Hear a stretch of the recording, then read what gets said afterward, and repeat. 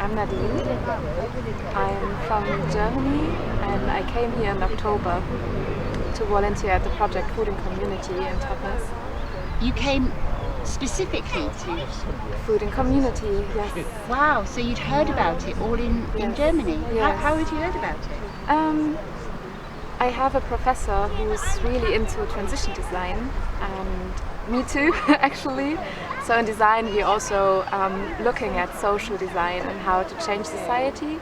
And as a designer, it's not just about visual things, it's also about shaping maybe the future of tomorrow and solving problems as well in a social way. Sounds really interesting to me, but I never really get deep into it. But there was always this feeling of, there's something that is resonating in me with this idea, and I would love to see more about that. And I heard from Totnes, and I received a recommendation of my professor, and he said like, why you don't just go to the professional people and learn it from there directly. Wow. And what do you do as a volunteer? What are your different sort of jobs that you get involved in? Or everything? That's a huge question that I reflected in my report after I finished my internship.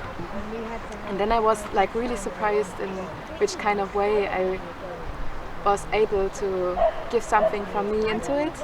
So I thought in the beginning it will be something about graphic design, like doing some infographics for them, because it's, for me, just an amazing idea, and it's important to sensibilize the people for that, what we do, to show the impact of the project and to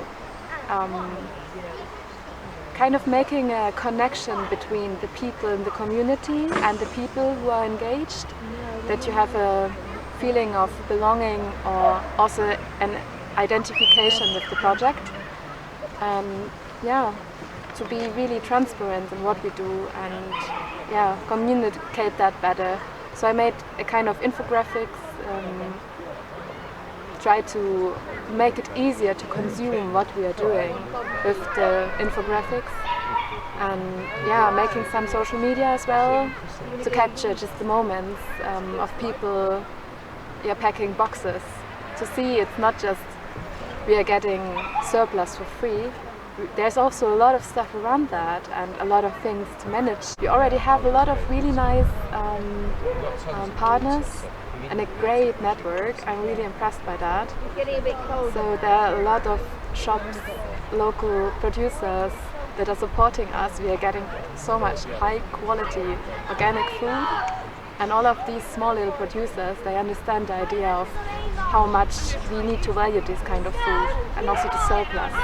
And we are just having the best sourdough bread, for example, getting really good eggs and amazing cheese and milk, and it's amazing, fresh vegetable and fruits, which is going to the people that really needs that.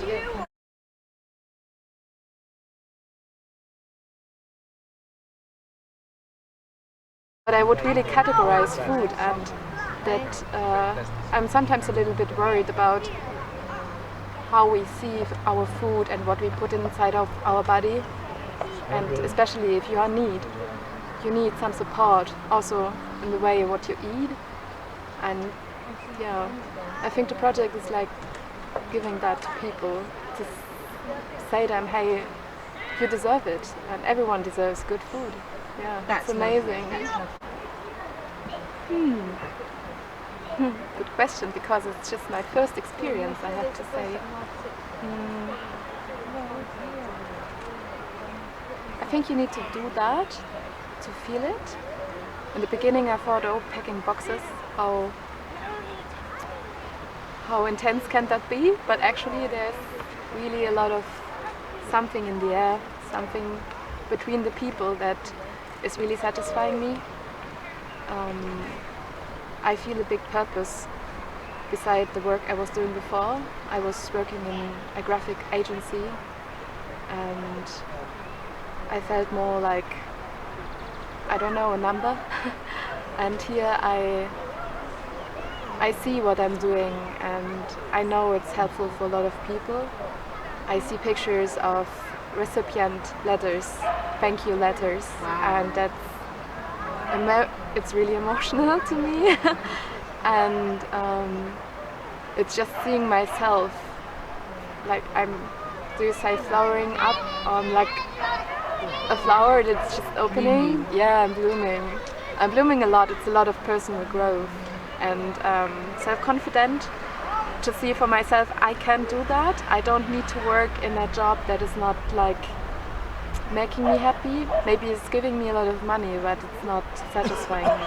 So what would you say to all of your fellow volunteers? Oh my god, I feel I'm one of the youngest. Actually, I really enjoy being out of my bubble of being in a university, being just with people in the same age, from the same kind of group, and it's nourishing me a lot. I really enjoy listening to stories of others. I feel sometimes like a what do you say? Vacuum cleaner is not the right one, a Hoover. I feel sometimes like a Hoover, and listening to all these lifetime stories from the people.